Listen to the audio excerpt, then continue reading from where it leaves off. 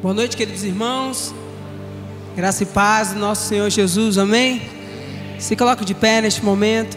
Feche seus olhos. Leve seu pensamento aos céus e agradeça ao Senhor por mais uma noite, por mais um culto, por mais uma oportunidade. Fale com Ele neste momento.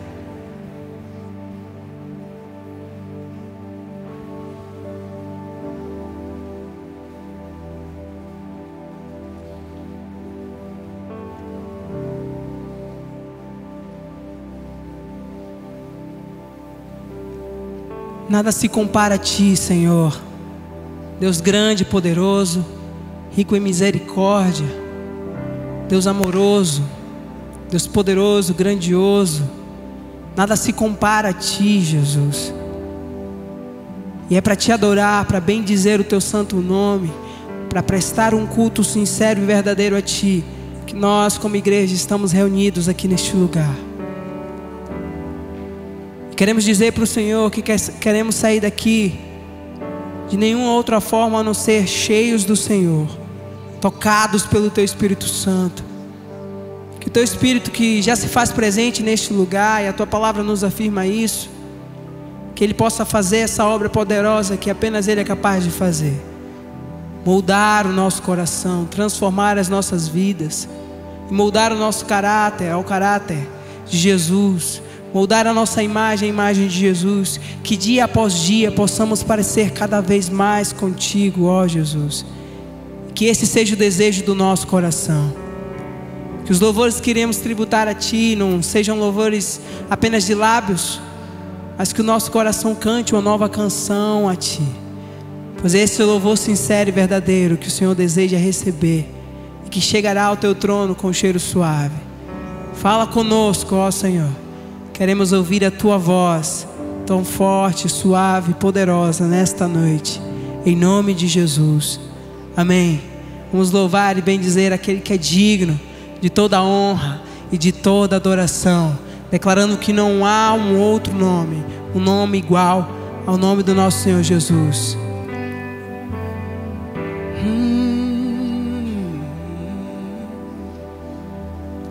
Não há outro nome igual, maior que a terra, céu e mar. Sua glória todos hão de ver, e a Ele se render. Igual outro não há.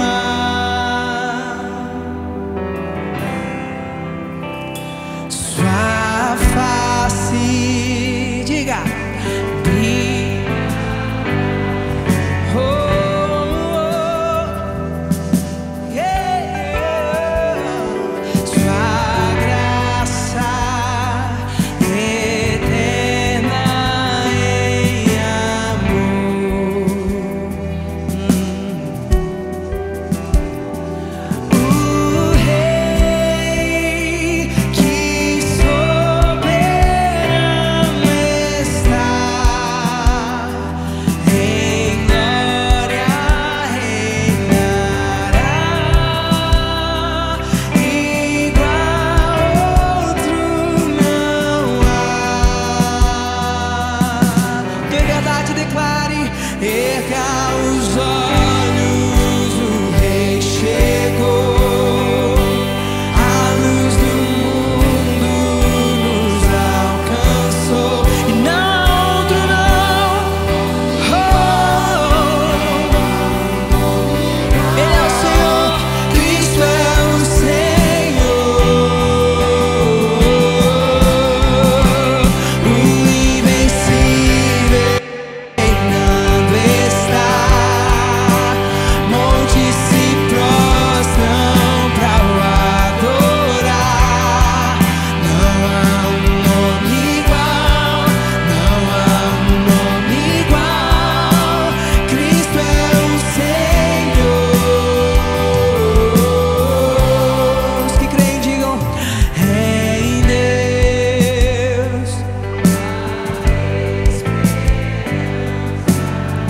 somente em ti, Jesus. Na cruz venceu o nosso Rei. Poder que a morte não venceu. Na cruz vida nos deu, igual outro não há. Erga os olhos, o Rei chegou, a luz do mundo nos alcançou. Não há um nome igual, não há um nome igual. Cristo é o Senhor e o invencível reinando está. Montes se prostram pra o adorar. Não há um nome igual, não há um nome igual. Cristo é o Senhor,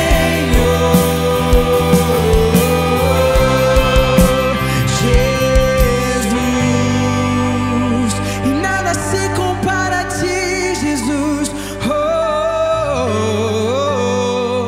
Pois não há outro, não há outro como tu.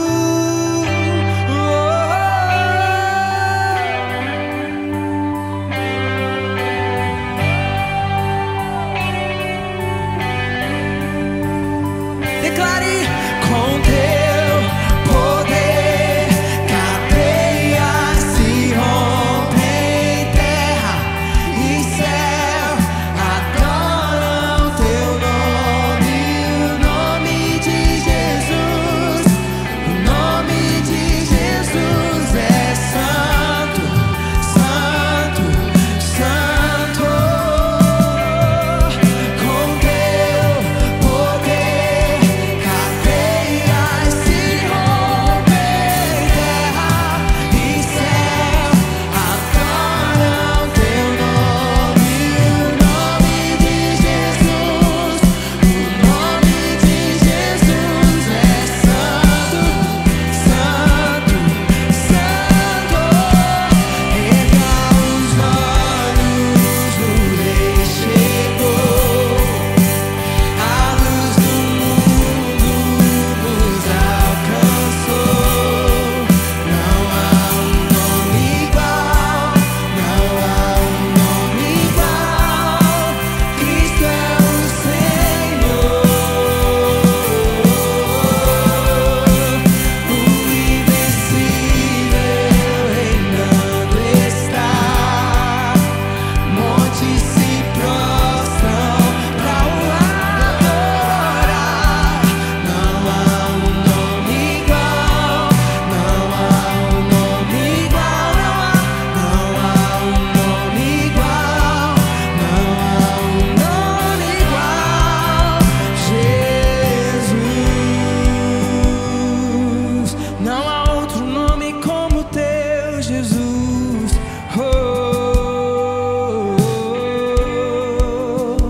Aleluia. Não há um outro nome como o nome do nosso Senhor Jesus. Aleluia. Louvado é o nome do nosso Deus. Queria conhecer os visitantes que estão entre nós. Você pode erguer as suas mãos. Amém. Sejam muito bem-vindos em nome de Jesus. Receba aí o nosso abraço. Que algum irmão da casa possa cumprimentá-lo, dar as boas-vindas a ele. E se você não olhou para o irmão que está ao seu lado, não deu aquele sorriso bonito, você tem essa oportunidade de fazer agora. Falar com ele, cumprimentá-lo, dar a paz do Senhor e dizer para ele que é bom tê-lo aqui, para então juntos bendizermos ao Senhor.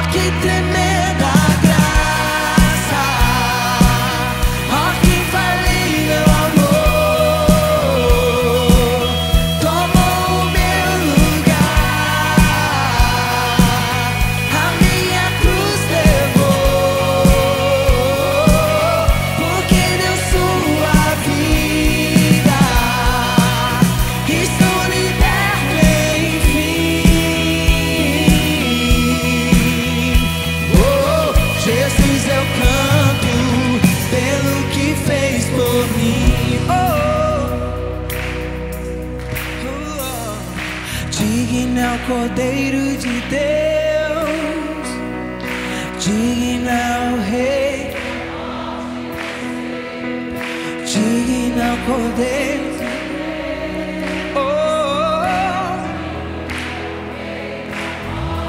Em verdade declare: digno é o Cordeiro, yeah.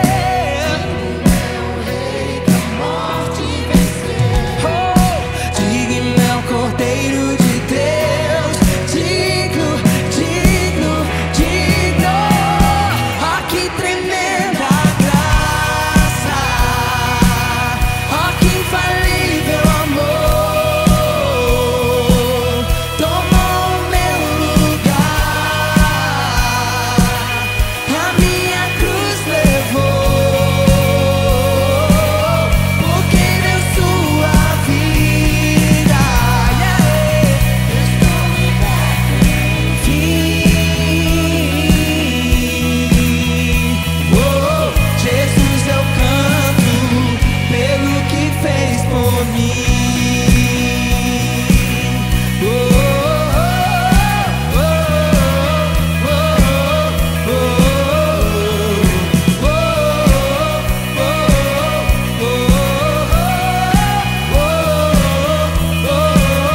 Pelo que fez por mim.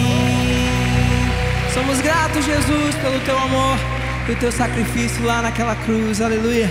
Você pode se assentar por um instante, meu irmão.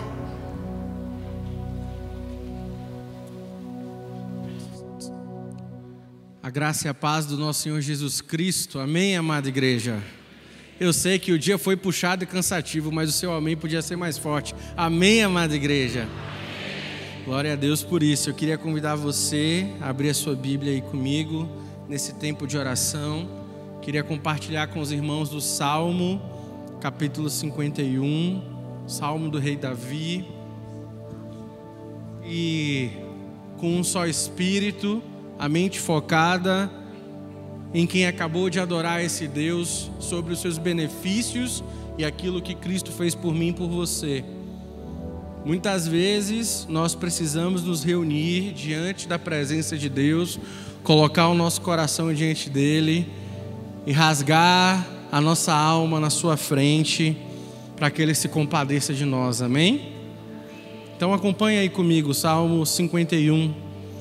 Compadece-te de mim, ó Deus, segundo a tua benignidade e segundo a multidão das tuas misericórdias, apaga as minhas transgressões.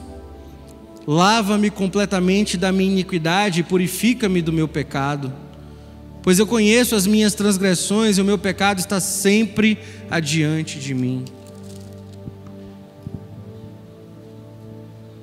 Pequei contra ti somente, e fiz o que era mal aos teus olhos, de maneira que serás tido por justo no teu falar e puro no teu julgar. Eu nasci na iniquidade, e em pecado me concebeu a minha mãe. Eis que te agradas da verdade no íntimo, e no oculto me fazes conhecer a sabedoria. Purifica-me como esopo, e ficarei limpo. Lava-me, e ficarei mais alvo do que a neve. Faz-me ouvir júbilo e alegria, para que exultem os ossos que esmagaste. Esconde o teu rosto dos meus pecados e apaga todas as minhas iniquidades. Cria em mim, ó Deus, um coração puro e renova dentro de mim um espírito inabalável. Não me lances fora da tua presença, nem me retires o teu Santo Espírito. Restitui-me a alegria da tua salvação e sustenta-me como um espírito voluntário. Então ensinarei aos transgressores os teus caminhos, e os pecadores se converterão a ti. Livra-me dos crimes de sangue, ó Deus, Deus da minha salvação. A minha língua exaltará a tua justiça. Abre, Senhor, os meus lábios, e a minha boca manifestará o teu louvor. Pois não te agradas de sacrifícios, do contrário eu os ofereceria. E não tens prazer em holocaustos. Sacrifício agradável a Deus é o espírito quebrantado. O coração quebrantado e contrito não o desprezará, ó Deus. Faz-me bem a Sião segundo a tua vontade, edifica as muralhas de Jerusalém. Então te agradarás dos sacrifícios de justiça, dos holocaustos e das ofertas queimadas, e sobre o teu altar serão oferecidos novilhos. Amém? A gente precisa, irmão, irmã, todos os dias nos exercitarmos em olhar para a nossa própria vida, olhar para a nossa própria experiência e nos apresentarmos diante de Deus.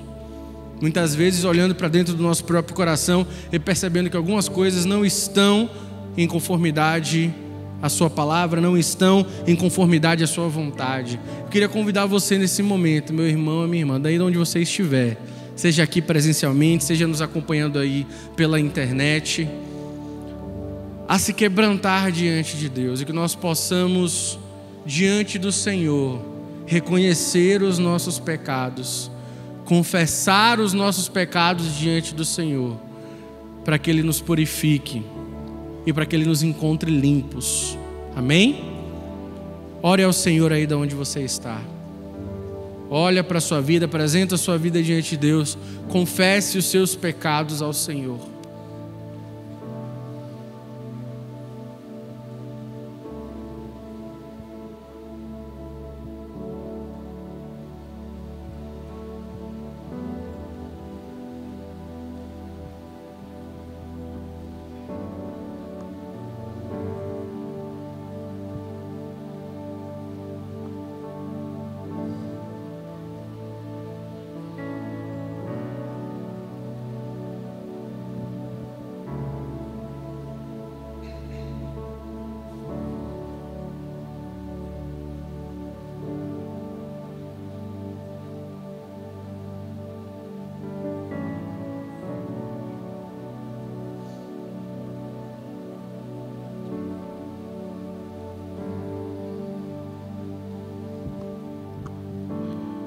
Ó Deus que sonda o nosso coração, Deus que me conhece nas profundezas do meu íntimo, sabe das mínimas e rápidas, fugazes muitas vezes, intenções que podem passar e passam pelo meu coração. Ó Deus, diante do Senhor e da Tua presença, eu, Deus, cada um dos meus irmãos aqui, nos apresentamos diante de Ti, pedindo para que o Senhor não se afaste de nós, pedindo para que o Senhor não nos afaste da Tua presença, assim como o salmista rogou. Gratos também sabendo pelas Tuas promessas proferidas no Novo Testamento, mas desejosos, Pai, de sermos purificados e sermos achados limpos diante do Senhor e da Tua presença. Deus, nós queremos tomar a oração poética do rei Davi em nossas bocas nesse momento, Senhor, clamando ao Senhor, sabendo que, pedindo ao Senhor que se o Senhor nos lavar, nós seremos limpos. Então lava-nos, Senhor, purifica-nos como igreja, como povo Teu, separado pelo Senhor para a prática das boas obras que glorificam o Teu nome. Deus, que nada dentro de nós, Pai, que desagrade ao Senhor possa ser mantido encoberto, mas que aqueles que são de fato os Teus filhos, e nós nos chamamos Teus filhos, possamos confessar as nossas culpas uns aos outros, Senhor. Possamos permitir a ação do Teu Espírito de nos purificar, curar e limpar todo o nosso coração. Que a Igreja Batista Metropolitana, Senhor, essa igreja, nossa igreja, seja encontrada em santidade no meio de uma sociedade perversa, pagã, que adora tantos outros deuses. Que nós sejamos de fato conhecidos como filhos do Deus Altíssimo, do Deus vivo, não por arrogância, Pai, mas porque somos encontrados pelo Senhor, limpos e buscando ser santos, porque o Senhor é santo.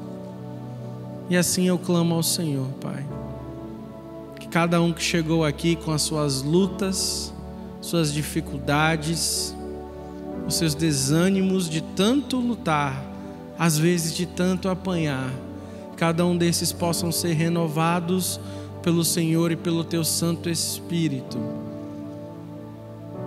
E que em meio às tremendas lutas e tentações que cada um de nós enfrentemos, que nós possamos ser achados fiéis ao Senhor, Pai.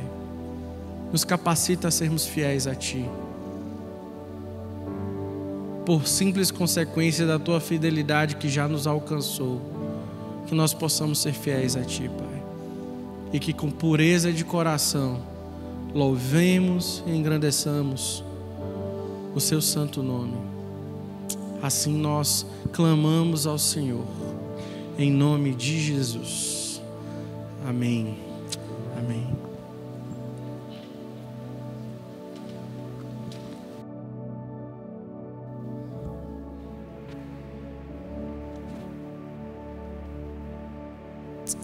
Amém, amados. Neste momento vamos tributar ao Senhor a nossa contribuição, a nossa oferta, o nosso dízimo, segundo aquilo que determinamos em nosso coração, sem temor, sem pesar, mais felizes, alegres, porque o Senhor ama estes que contribuem com alegria. Que você possa neste momento render ao Senhor a sua contribuição, grato ao Senhor por tudo aquilo que Ele tem feito e se sentindo privilegiado por poder participar daquilo que Ele tem feito neste lugar e daquilo que Ele continuará fazendo através da sua vida e através desta igreja. Amém?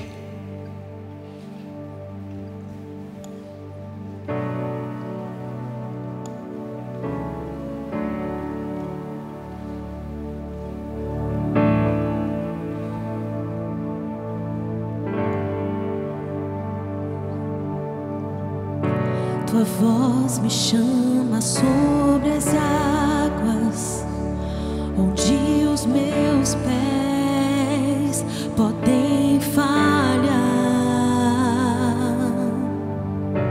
e ali te encontro num mistério, em meio ao mar confiarei. Ao teu nome clamarei, e além das ondas olharei. Se o mar crescer, somente em ti descansarei, pois eu sou teu e tu és meu.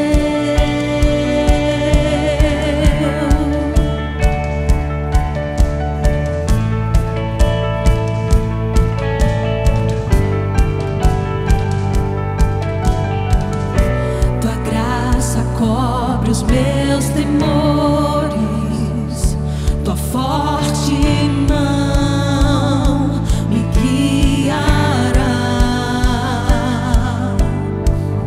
Se estou cercado pelo medo, tu és fiel, nunca vais falhar. Ao teu nome clamarei, e além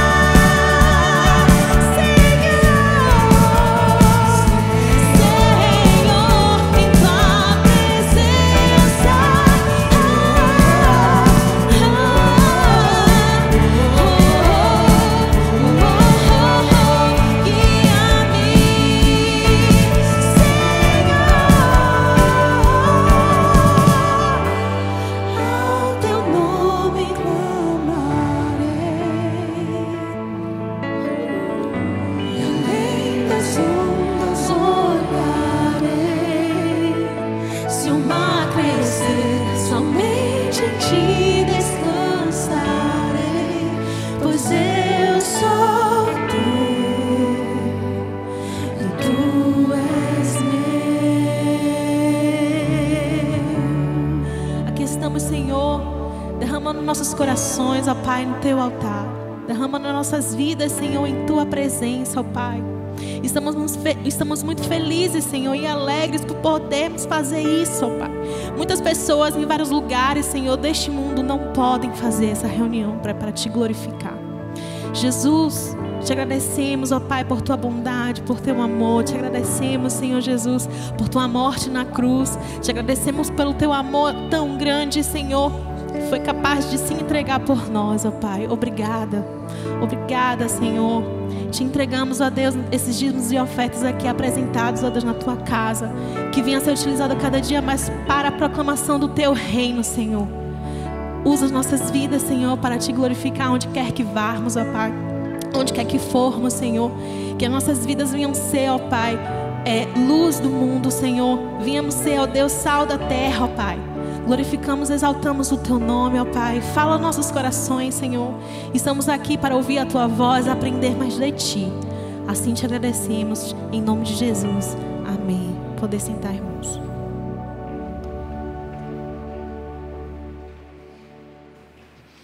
Graça e paz em nome de Jesus. Amém, meus irmãos? Amém. Bênção. Gente que vem culto de quinta é crente mesmo. Quer dar uma vontade de trabalho direto para casa, não dá? Eu não sei se acontece com você assim, se for segunda, terça, quarta ou sexta, você não sente sono, mas quinta sente. Já aconteceu isso? Exatamente no dia de culto, né?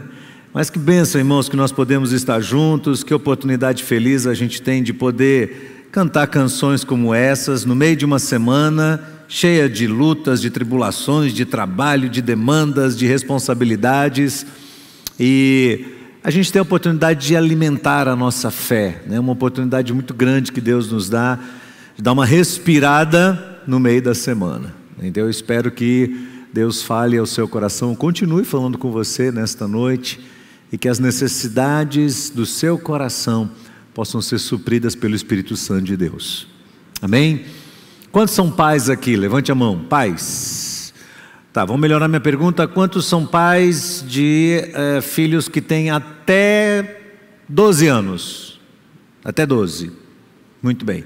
Eu não sei se os irmãos sabem, mas sábado agora nós vamos ter aqui a escola de pais. Vai acontecer sábado pela manhã, das 8 ao meio-dia. E é uma oportunidade muito feliz que nós temos, pelo menos 2 vezes por ano, de ter esse encontro, abordando temas que são muito atualizados com esse desafio enorme que é criar filhos numa geração como a nossa. Vai estar conosco Gary Parker. Gary Parker é diretor do Seminário Bíblico Palavra da Vida, e ele e a sua esposa têm desenvolvido um trabalho fantástico com famílias, e em especial nessa área de educação de filhos, de aconselhamento pastoral para as famílias. De maneira que, se você tem filhos, eu quero animar você, encorajar você a estar aqui no sábado pela manhã, participando deste momento aqui.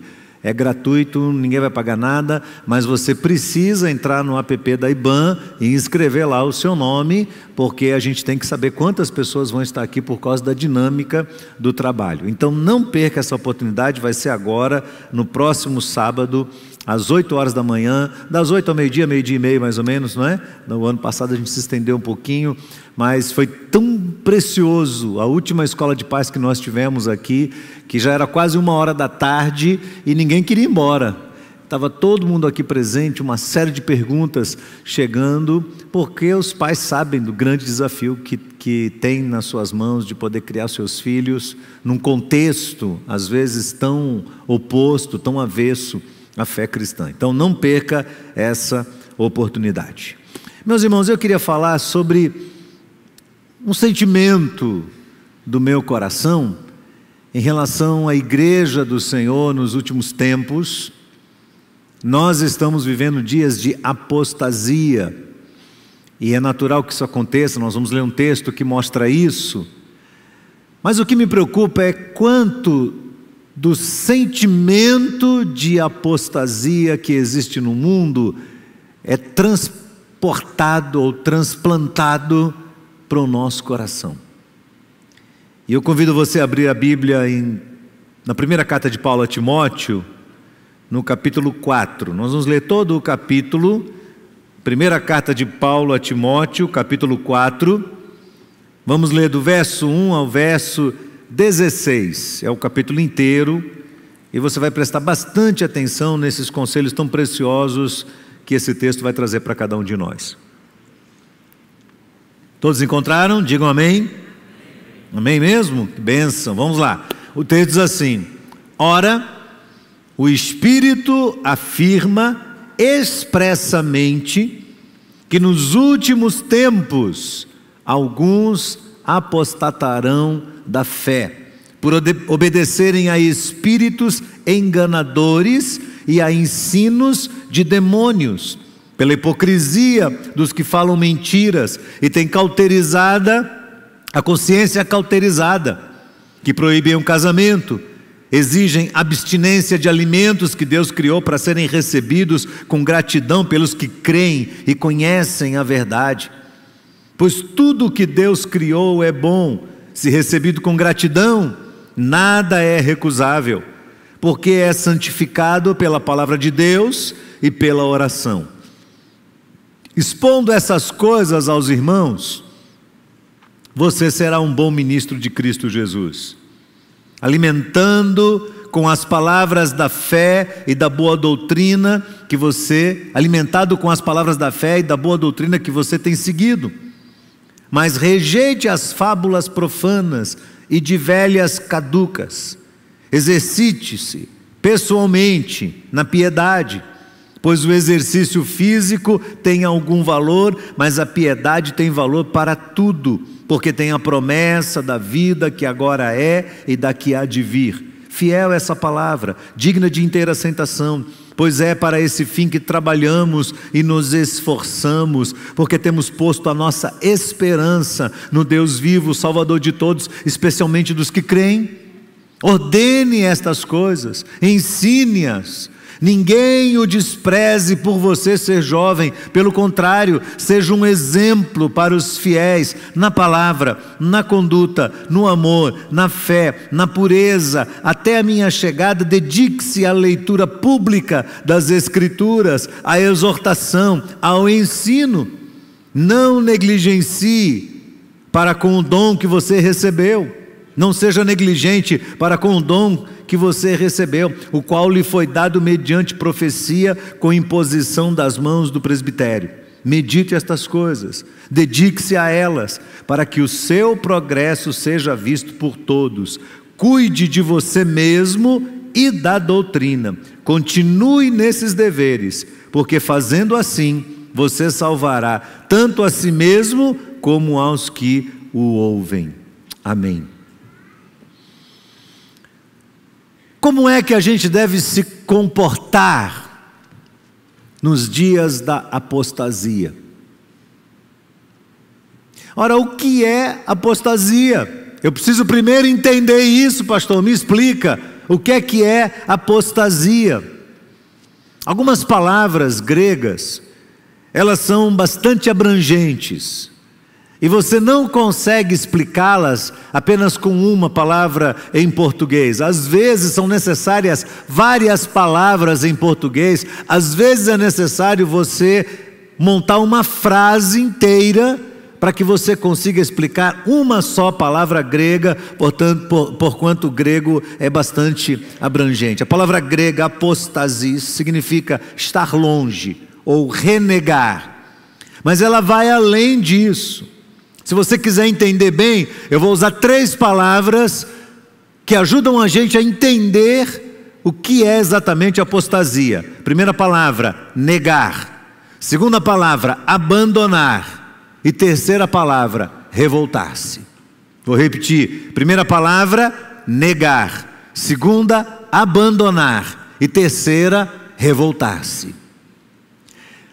Estes são os contextos em que esta mesma palavra aparece em outros trechos das Escrituras Sagradas. Então, quando eu digo negar, aparece aqui, mas vai aparecer em Hebreus, capítulo 3, verso 12. O texto diz assim: tenham cuidado, irmãos, para que nenhum de vocês tenha um coração mau e descrente que se afaste do Deus vivo, que se apostate do Deus vivo, que se afaste dele, que o negue, que não admita a existência de Deus e o propósito de Deus. A segunda palavra, abandonar, 1 Timóteo, no capítulo 4, no verso 1 e 2, que nós lemos aqui. O Espírito afirma expressamente que nos últimos tempos alguns apostatarão da fé, porque obedeceram a espíritos malignos, espíritos enganadores e a ensinos de demônios. A palavra aqui nesse texto tem o sentido de apartar-se. Você está indo lado a lado com alguém, de repente você faz isso, e você deixa essa pessoa de lado. É esse o sentido da palavra nesse texto. O mesmo texto aparece em hebraico em Jeremias, capítulo 3, verso 20. O texto diz assim: deveras, como a mulher se aparta aleivosamente do seu companheiro, assim aleivosamente te houveste para comigo, ó casa de Israel, diz o Senhor. Nesse caso, uma reclamação de Deus, de que o seu povo, como uma mulher poderia abandonar o seu marido, o seu povo havia aleivosamente, de uma forma proposital, de uma forma intencional, abandonado o Senhor, se afastado do Senhor. A terceira palavra é a palavra revoltar-se. Alguns dizem que todas essas três palavras estão implícitas no conceito de apostasia. Apostasia acontece quando você nega, abandona e se revolta contra, se vira contra aquela pessoa.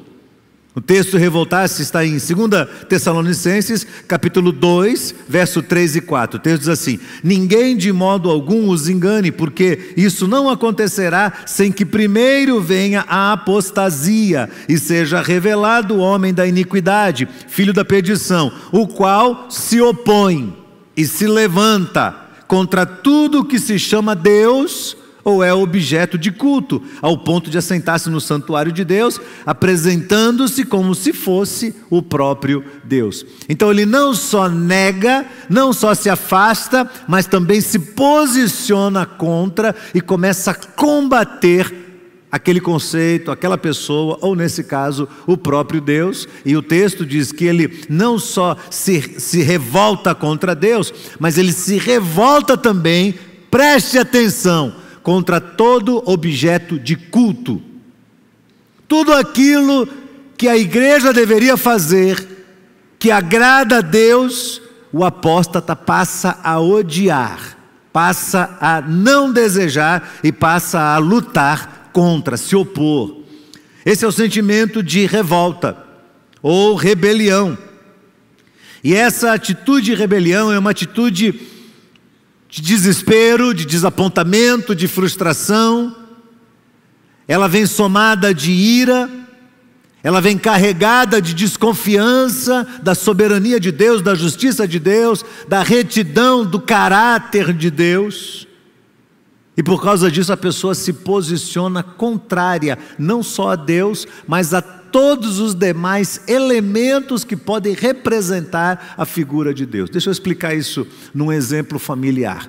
A Cléo perdeu um irmão há anos atrás, a igreja acompanhou essa história, e foi um jovem que, numa época da sua vida, ele foi uma pessoa muito revoltada no seu coração.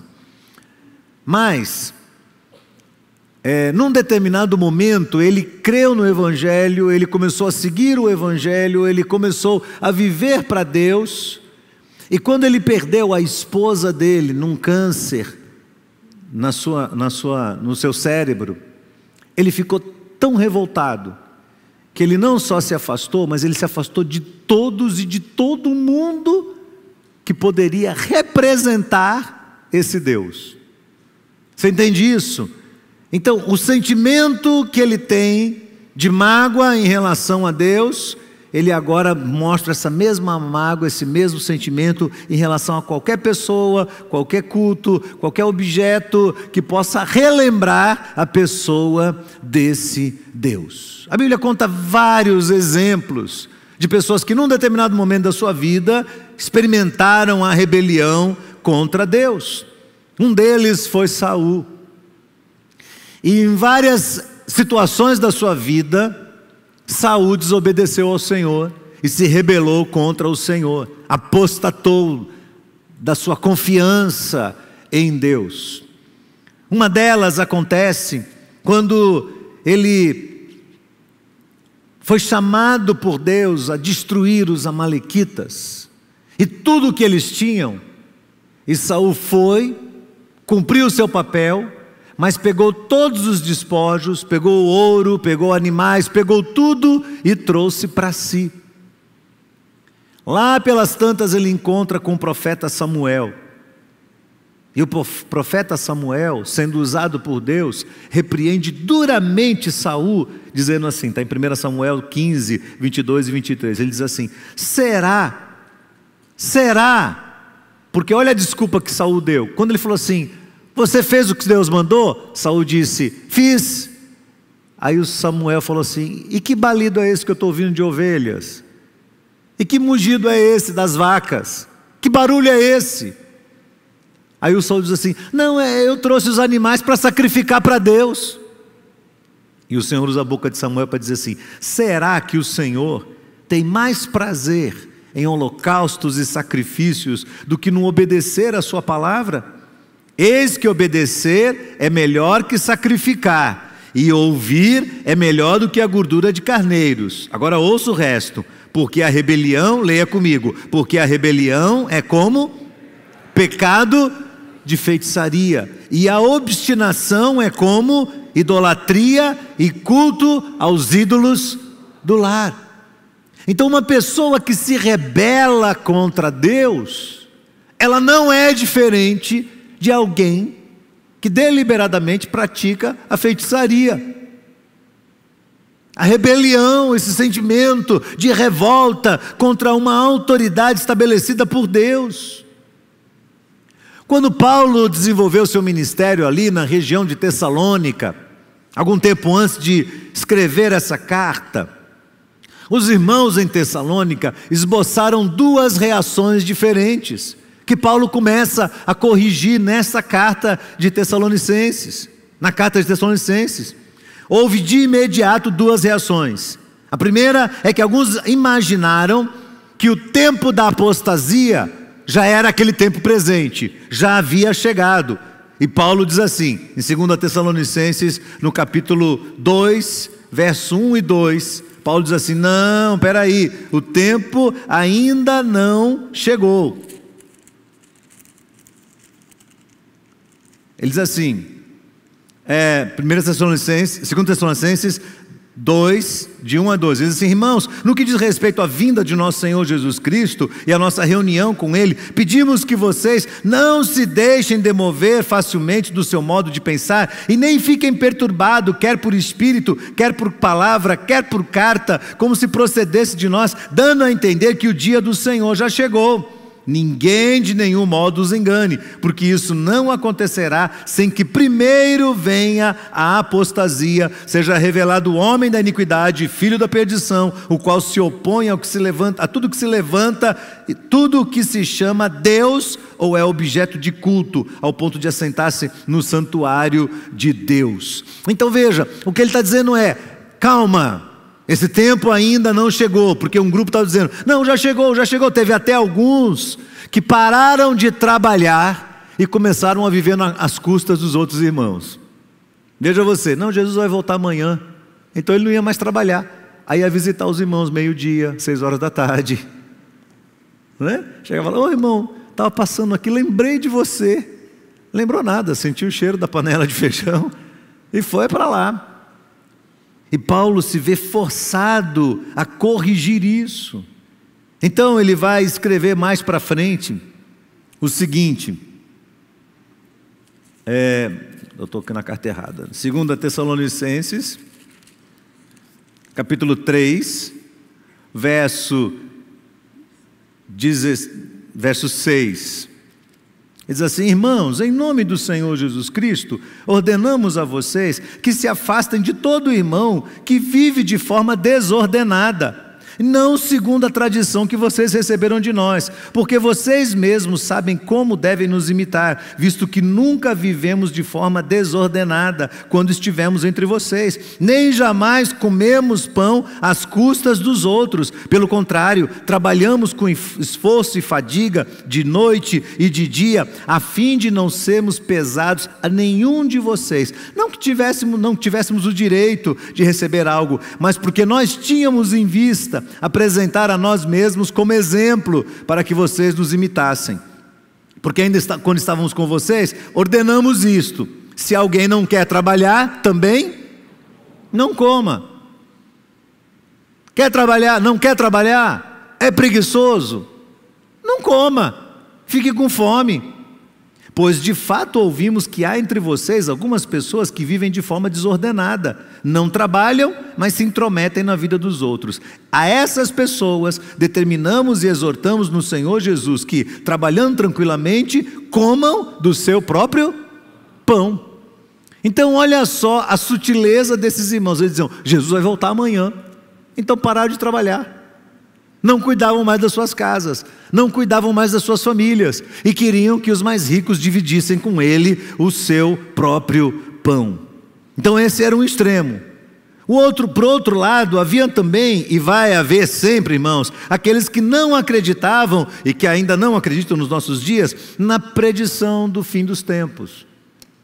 Se por um lado aqueles lá estavam dizendo: é hoje, é amanhã, os outros diziam: não é assim não, não é bem assim não é exatamente assim que isso vai acontecer. Então eles não acreditavam que poderia vir o fim dos tempos, não acreditavam nos sinais que estariam completando esse ciclo do plano das épocas de Deus, do plano escatológico de Deus.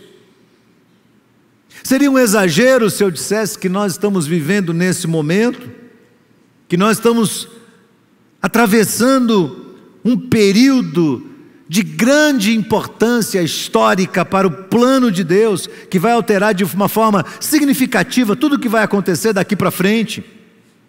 Eu quero perguntar para você hoje, se você é uma daquelas pessoas que acredita que é um exagero quando nós falamos assim: os tempos estão chegando ao fim. Os tempos estão chegando ao fim. Está havendo o cumprimento de uma ordem escatológica. Os eventos finais descritos nas Escrituras Sagradas estão se cumprindo. Porque se você é uma das pessoas que diz assim: não, pastor, não fala sobre o fim dos tempos não, porque isso aí, essa história não cola mais. Se você é um desses, eu queria saber como é que você vai se comportar mediante toda a pressão que está avançando sobre a igreja a passos largos e que vai testar a fé de todos nós. Muito próximo de nós. É notório que o mundo está aos poucos se revoltando contra Deus, contra as Escrituras, contra a igreja. Aliás, o mundo está se revoltando contra a fé individual. Eu quero lhe fazer uma pergunta: fé é um direito constitucional, sim ou não? Sim ou não? Sim, é. Na prática, você se sente atacado em sua fé? Claro. Há uma revolta contra Deus, uma revolta contra as Escrituras Sagradas, uma revolta contra a igreja, uma revolta contra a fé pessoal de cada um de nós. Domingo passado nós tivemos aqui um vídeo de Portas Abertas falando claramente sobre o ranking dos países que mais estão perseguindo os cristãos. E nós temos que ficar atentos. Porque, irmãos, se você for lá num desses países, se você chegar lá e for confirmar a veracidade do vídeo que passou aqui domingo passado, e você for lá no governo desses países, se você for lá na imprensa desses países, e falar assim: vocês estão perseguindo cristãos? Eles vão dizer: isso é uma grande mentira. Isso jamais será noticiado com uma perseguição religiosa, com uma injustiça.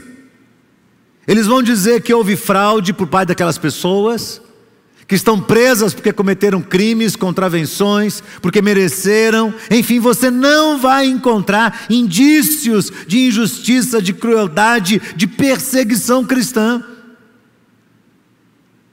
Porque as coisas vão sendo feitas de uma forma muito bem elaborada. Vão sendo criadas leis para impedir o avanço do cristianismo, e a Bíblia está deixando de ser considerada como um livro sagrado, como um objeto de culto dos cristãos que precisa ser respeitadas. Não! Vamos afrontar as Escrituras, vamos destruir as Escrituras. E tudo isso de uma forma muito sutil, através de um movimento de globalização do mundo. Li uma reportagem um dia desses que eu achei bastante interessante e cabe bem aqui como exemplo. No site do UOL apareceu uma reportagem escrita por Tiago Varela, no dia 20 do mês passado agora. E a manchete dizia o seguinte: ativistas usam ChatGPT para reescrever partes da Bíblia para que ela se torne vegana. Muito bem. Sociedade de Proteção aos Animais, ativistas de uma ONG chamada PETA, Pessoas pelo Tratamento Ético dos Animais, estão usando a inteligência artificial para reescrever o livro de Gênesis. Segundo eles, a Bíblia está sendo usada para justificar todas as formas de opressão contra os animais. No entanto, Deus, que é um Deus de amor, jamais endossaria exploração ou crueldade contra os animais. Então usaram a inteligência artificial para começar a reescrever o Gênesis numa versão vegana. E aí nessa versão, os primeiros seres não se vestiram de peles de carneiros, eles se vestiram de folhas de bambu. Gênesis 22, quando Abraão vai oferecer Isaac no Monte Moriá, e Deus o impede e aparece ali aquele cordeiro para sacrificar, Abraão não faz um sacrifício com o cordeiro, mas cria com ele um laço de amizade, mostrando a sua reverência ao cordeiro, aos animais, como criação de Deus. O chat ainda criou e inseriu na história de Abraão um personagem novo, um cachorro chamado Herbe, que foi adotado por Abraão. Então a história continua dizendo que durante esse tempo, Abraão e Sara pensaram na importância de adotarem cães de abrigos e organizações, ao invés de comprarem eles daqueles que criam para vender. Você está entendendo o que eu estou falando ou não? O que isso gera no seu coração? Eu estou aqui com o coração saindo pela boca, porque isso está acontecendo em várias outras áreas, irmãos. Agora veganos ou diretores de ONGs estão se sentindo no direito de reescrever as Escrituras Sagradas. O governo brasileiro deu um passo importante no mês passado. O Ministério da Justiça determinou que fosse retirado das novas carteiras RG, Registro Geral, que todo mundo tem, a questão do gênero. Não coloque mais no RG masculino ou feminino. Considerando, irmãos, que praticamente a única que está falando sobre gênero agora é a Bíblia. Ninguém mais está. Só quem está definindo isso são as Escrituras Sagradas. Qual é o próximo passo da sociedade? Legitimar por completo esse estado de direito das pessoas e decretar o fim das Escrituras Sagradas, eliminar as Escrituras Sagradas, determinar que ela seja extinta. Então a Bíblia está sob suspeita. Há todo um plano arquitetado para poder tirar a autoridade das Escrituras. Por exemplo, a Bíblia declara que Deus é binário. Então Gênesis 1:27 diz: porque Deus criou o homem à sua imagem e semelhança, continua comigo, homem e mulher os criou.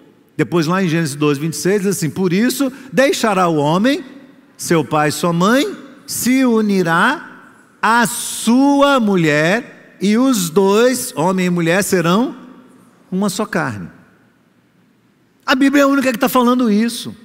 Paulo vai dizer em 1 Coríntios capítulo 7, verso 1, Paulo diz assim: cada homem tenha a sua mulher e cada mulher tenha o seu marido, o seu próprio homem. Então as Escrituras descrevem essa questão do gênero e do casamento como algo muito bem definido. É binário, é heterogêneo um casamento entre um homem e uma mulher, e é monogâmico, há uma exclusividade. Deixa o homem, pai e mãe, se une à sua mulher. À sua mulher. Tenha cada um a sua própria mulher, não suas mulheres. Tenha cada mulher o seu próprio marido, não seus maridos, seus companheiros. Então só quem está falando isso é a Bíblia. Ela declara essas coisas. Agora, nós lemos domingo passado o texto de Romanos capítulo 9, verso 20, que diz assim: mas quem é você, caro amigo, para discutir com Deus? Será que o objeto pode perguntar a quem o fez: por que você me fez assim? Será que o oleiro não tem direito sobre a massa para do mesmo barro fazer um vaso de honra e outro para desonra? Então Paulo está deixando claro assim: vem cá, agora nós somos criatura, nós somos o barro, e nós estamos olhando para o Criador e dizendo: não, você fez tudo errado, vamos mudar as Escrituras, vamos mudar isso aqui tudo, porque o Senhor não sabe como é que faz as coisas. Nós aqui é que vamos determinar o que é que Deus pensa, o que é que Ele não pensa. Deus deixa de ser binário, homem começa a casar com homem, mulher começa a casar com mulher, isso tudo é normal. Só quem diz o contrário são as Escrituras Sagradas. E como é que a gente faz para tirar da frente o grande empecilho das Escrituras Sagradas? Como é que a gente faz? Detona a Bíblia. Tira a Bíblia de letra.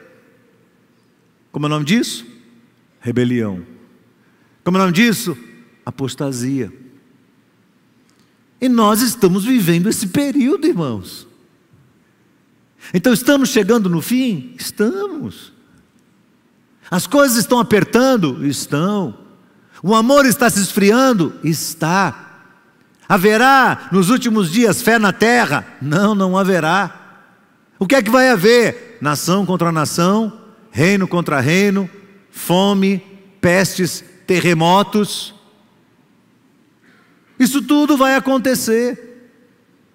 Estamos chegando nesse período. Enfim, eu poderia ficar aqui dando vários exemplos desse momento que nós estamos vivendo, do estado de apostasia a que nós estamos sendo submetidos nos últimos dias, irmãos, e nós não conseguiríamos cobrir isso tudo em tão pouco tempo. Então eu quero retornar ao texto que Paulo escreve aqui para Timóteo, pensando junto com os irmãos sobre como é que nós como cristãos podemos nos comportar nesse momento que nós estamos vivendo. Eu acho que Paulo escreveu para nós. Eu acho que ele escreveu para a nossa geração aqui de 2023. Eu acho que esse texto foi escrito sim de uma maneira muito clara e ele se aplica a esse momento que nós estamos vivendo. O Espírito expressa fortemente, expressamente, afirma que alguns vão se apostatar da fé. Porque eles vão dar ouvidos a espíritos enganadores e a ensinos de demônios. Isso vai acontecer, isso já está acontecendo. Como é que nós nos portamos? Fica com o texto aberto, 1 Timóteo capítulo 4, eu quero mostrar para vocês, rapidamente assim, de uma forma bem rápida, como é que Paulo diz que nós devemos nos comportar, e ele usa 10 verbos importantes aqui. Se você quiser e tiver uma caneta, vá riscando assim embaixo de cada um desses verbos, à medida que a gente for falando sobre cada um deles. Primeiro, para você conseguir sobreviver, Paulo diz assim no verso 6, exponha essas coisas aos irmãos, para que você seja um bom ministro de Cristo Jesus, alimentado com as palavras da fé e da boa doutrina que você tem seguido. Primeira atitude, exponha as verdades de Deus. Mas Paulo diz assim, você crê? Você tem convicção? Está dentro do seu coração? Exponha. O que é que eu estou fazendo aqui? Eu estou expondo as Escrituras. Eu estou falando das Escrituras. Pode haver algum prejuízo? Pode. Mas eu preciso expor. Eu vou ter que falar, eu creio nas Escrituras. Você crê na Bíblia? Crê de verdade? Então fale dela. Exponha as Escrituras sagradas. Segundo verbo, rejeite as fábulas profanas de velhas caducas. Eu gosto dessa. O que é essa fábula de velha caduca, né? Eu acho que é uma conversa assim que não tem sentido. Já viu assim um velhinho com Alzheimer? Que ele começa a falar de um assunto, ele vira para outro, depois ele vai para outro, ele volta para cá. É mais ou menos assim. É aquelas brigas intermináveis que não tem sentido nenhum. Já imaginou? Enquanto nós, evangélicos, estamos discutindo arminianismo e calvinismo, defendendo, nós temos 360 milhões de cristãos no mundo sendo perseguidos por sua fé em Cristo Jesus. Tem alguma coisa errada na nossa cabeça. Estamos discutindo uma coisa errada. É um assunto que toma uma monta enorme e toma o coração de teólogos. Ótimo que os teólogos discutam, que tragam elementos, que esclareçam, que escrevam. Tudo isso é muito bom, a gente pode ler, mas eu suspeito que esses sejam daqueles assuntos que Paulo diz assim: cada um tem a sua opinião bem definida, mas aquele que crê não condene aquilo que não crê, o que come não condene o que não come, e assim por diante. Porque esse tipo de comentário, esse tipo de conversa não leva você a lugar nenhum. Então Paulo diz: rejeite as polêmicas, rejeite discussões tolas. Terceiro, exercita-te na piedade. Ainda o verso 8, exercita-te pessoalmente na piedade. A piedade é uma vida santa, é uma vida honesta, é um exercício, irmãos. É fácil viver uma vida santificada? Não, não é. Imagina você, de segunda-feira para cá, quantos tropeções nós demos? Pensa, para um pouquinho assim, de segunda para cá, quantas coisas você não deveria ter feito e fez? Quantas coisas não deveria ter falado e falou? Quantas coisas não deveria deixar ficar borbulhando aqui na sua cabeça, pensamentos que vêm e que se assentam como se sua cabeça fosse um ninho, e você deixou? Quantas vezes essa semana nossos olhos viram o que não deveriam ver? Quantas vezes nessa semana o sentimento de ira como estupim cresceu dentro de nós? Quantas vezes de segunda-feira até hoje, que é quinta, isso aconteceu?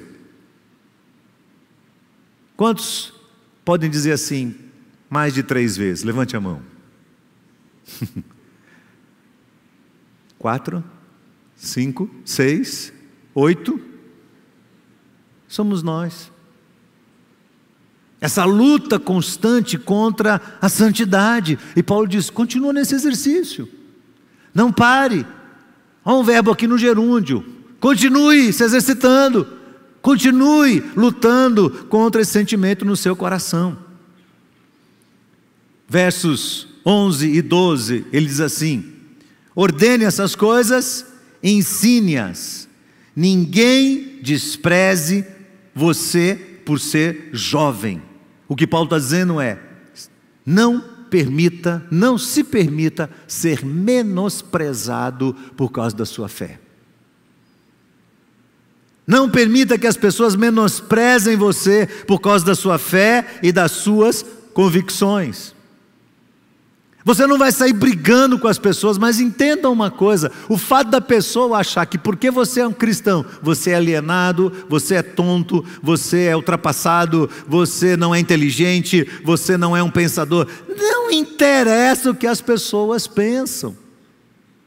Que isso não afete o seu coração, que você não se sinta menosprezado, menor, porque você é um cristão. Quantos de nós não temos coragem de falar da nossa fé no ambiente de trabalho, no ambiente dos estudos, porque a gente tem medo de ser rejeitado pelas pessoas? Você tem medo de falar da sua fé e as pessoas olharem para você e falar: Aí, por causa da opinião das pessoas, nós permitimos que o nosso coração seja menosprezado e deixamos de comunicar a graça de Deus. Quinto, verso 12: seja exemplo de vida. Repita comigo: seja um exemplo de vida. Então ele diz aqui: olha, seja um exemplo dos fiéis. No quê? Na palavra, na conduta, no amor, na fé e na pureza. Palavra, conduta, amor, fé e pureza. Olha para essas áreas e fala assim: meu Deus, eu quero ser exemplo. Continua exercitando, uma hora a gente consegue. Algumas vezes nós conseguimos, outras vezes não. Mas irmãos, se nós temos que ser exemplo, que sejamos exemplo dessas questões para o bem e nunca para o mal. Sexto, dedique-se ao estudo e à leitura, e eu acho interessante ele falar, a leitura pública das Escrituras Sagradas. A leitura que vem em conjunto, a leitura que a gente faz entre todos nós aqui. Como é importante esse tempo, como isso é precioso para nós. Até a minha chegada, dedique-se à leitura pública das Escrituras, à exortação e ao ensino. Então, ame a palavra de Deus, leia em conjunto a palavra de Deus. Nós já vimos tantos movimentos missionários que nasceram no meio das universidades, quando jovens pegaram as Escrituras Sagradas e no intervalo das aulas se reuniram no pátio da universidade, do colégio, e abriram e foram ler juntos as Escrituras. Essa leitura pública, como acontece lá no livro de Neemias, há uma leitura pública. Os judeus vão para a praça e Esdras abre as Escrituras e começa a ler, e quando ele começa a ler as Escrituras, um grande avivamento cai sobre o povo de Deus, uma grande convicção de pecado. Todos se arrependem, começam a chorar, se humilham, há um quebrantamento e um avivamento por causa da leitura pública das Escrituras Sagradas. Onde está a sua Bíblia? Perdida no meio de um monte de aplicativos que ficam ali o tempo todo acendendo e mandando notificações e notificações. Quantos de nós abrimos a Bíblia no celular para ler e não tivemos paz? Você tem paz para ler a Bíblia no celular? Não tem, porque quando você pega, plim, prrr, aí cai um negócio, aí você não presta atenção na Bíblia. Eu sou um velho. Eu acho que a Bíblia de papel ainda ajuda a gente a se concentrar um pouco mais. É verdade, irmãos. Porque o modernismo parece estar tirando de nós essa perspectiva da importância da leitura, da repetição das Escrituras. Verso 14, outro verbinho, ele diz: não negligencie o dom que Deus te deu. Qual foi o dom que Deus deu a você? Sabedoria, ensino, evangelismo, liderança, exortação, misericórdia. Qual foi o dom que Deus deu a você? O que é que você está fazendo com ele? Como você está administrando o dom que Deus te deu? Em dias de apostasias, você não pode abandonar os seus dons. Verso 15, medita em todas estas coisas. É como se Paulo dissesse assim: olha, filtra a sociedade com base nessa palavra que você está introjetando na sua mente. Filtre o que acontece ao redor de você a partir das Escrituras Sagradas, e não permita que o contrário aconteça. Não permita que a sociedade leve você a interpretar as Escrituras, mas interprete a sociedade com base nas Escrituras. É diferente, é bem diferente. Porque quando eu começo a interpretar a sociedade com base nas Escrituras, eu não corro o risco de querer atualizar as páginas sagradas, tornar a Bíblia vegana, tornar Deus não binário. Eu não preciso fazer isso. Eu olho para o mundo, pego as Escrituras e falo: opa, aqui está dizendo que tem que ser assim, vocês estão de outro. Eu filtro. E não ao contrário, a sociedade faz, eu digo: realmente a Bíblia está meio atrasada mesmo, tem que mudar ela. Paulo diz assim: medita nessas coisas, pensa sobre elas, filtre o que está ao redor de você. Verso 16, cuide de você mesmo. Cuide de você mesmo. Cuide do seu corpo físico, cuide do seu coração, cuide bem da sua alimentação, mas cuide também das suas emoções e, sobretudo, cuide da sua fé. Alimente a sua fé todos os dias, fortaleça a sua fé todos os dias, com a verdade de Deus, com a pregação da palavra, com cânticos de adoração. Fortaleça a sua fé, não deixe que o seu coração se encante tanto, e eu falo isso para mim também, irmãos, o nosso coração se encanta tanto com coisas que brilham diante dos nossos olhos, que a gente não percebe que a gente está esfriando na fé. Não seja como os apóstatas são. E por último ele diz, cuide também da doutrina, ou seja, proteja as Escrituras Sagradas. Proteja as Escrituras Sagradas. Você vai fazer uma escolha na vida, toda escolha tem ganhos e perdas.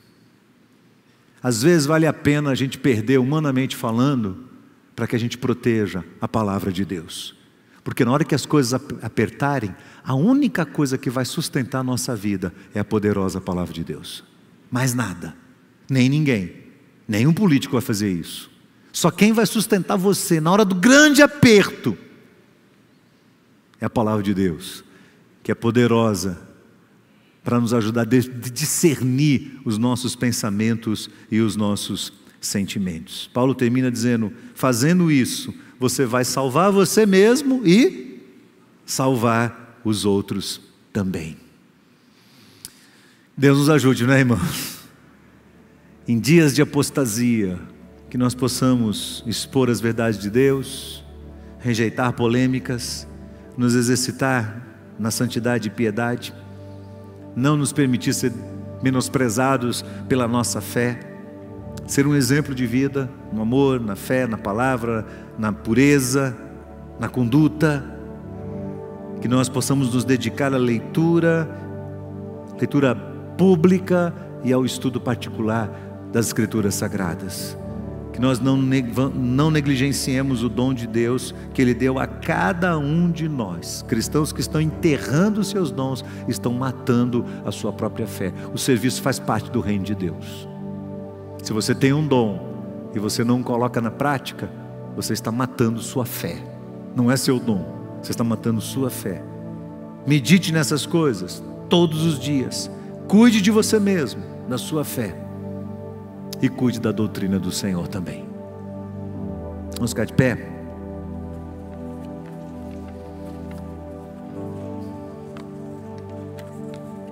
Perto de nós dias difíceis, dias trabalhosos. A expressão que Paulo usa em 2 Timóteo é: sabe, porém, isso, que nos últimos dias sobrevirão tempos selvagens.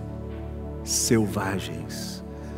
Os homens serão egoístas, amantes de si mesmos, presunçosos, desobedientes, infiéis, desleais. E ele vai descrevendo a nossa geração. Que o Senhor nos ajude colocando esse texto em prática na nossa vida. Amém? Você crê nisso? Quantos aqui querem dizer: Deus, me ajuda a cumprir isso no meu coração, em nome de Jesus? Vamos orar? Obrigado, nosso Deus e Pai, pela Tua palavra, que de maneira tão clara alerta o nosso coração acerca das coisas que estão acontecendo. E se nós temos um mundo confuso, cruel, violento, estranho, avesso, nós entendemos por esse texto que o que acontece com o mundo é a apostasia. E sabemos que não tardará, e o homem da iniquidade que alimenta esse estado de apostasia haverá de se manifestar. Mas louvado seja o Senhor, porque no tempo certo a Tua palavra diz que o Senhor o eliminará com o sopro da Tua boca. Agora, Senhor, nós não queremos alimentar o espírito de apostasia no nosso coração. O Senhor sabe da minha inquietação de muitas vezes encontrar no meio do povo de Deus pessoas que têm esse espírito de rebelião, pessoas que têm esse espírito de ser sempre o contrário às verdades das Suas Escrituras, que às vezes, encantados com a sabedoria de um mundo totalmente distante do Senhor, chegam a duvidar da Tua palavra. Que isso não aconteça entre nós, mas que a Tua palavra cada dia mais cresça em conceito dentro do nosso coração. Que amemos a Tua palavra, Senhor, do fundo do nosso coração, que nos apeguemos a ela, que nós tenhamos coragem de defender as Escrituras Sagradas como o bem mais precioso que nós temos, para que enquanto o Senhor nos der tempo e oportunidade, nós possamos divulgar a Tua palavra, nós possamos dela falar para quem quer que esteja perto de nós. Senhor, que não haja em nós um sentimento parecido, próximo de um apóstata, mas que a nossa fé seja firme no Senhor. Que haja saúde espiritual no meio do Teu povo, Senhor. Que possamos amar ao Senhor e exercitar a nossa piedade todos os dias, com submissão absoluta ao Senhor. Que possamos amar a Deus, amar a igreja, amar o culto ao Senhor, amar aqueles que amam ao Senhor também, para a glória do Teu nome, Senhor. Que o Teu amor, a graça infinita de Jesus, a comunhão do Espírito Santo seja com todos para a glória do Senhor, em nome de Jesus. Amém e amém. Deus os abençoe, meus irmãos. Vamos em paz, em nome de Jesus.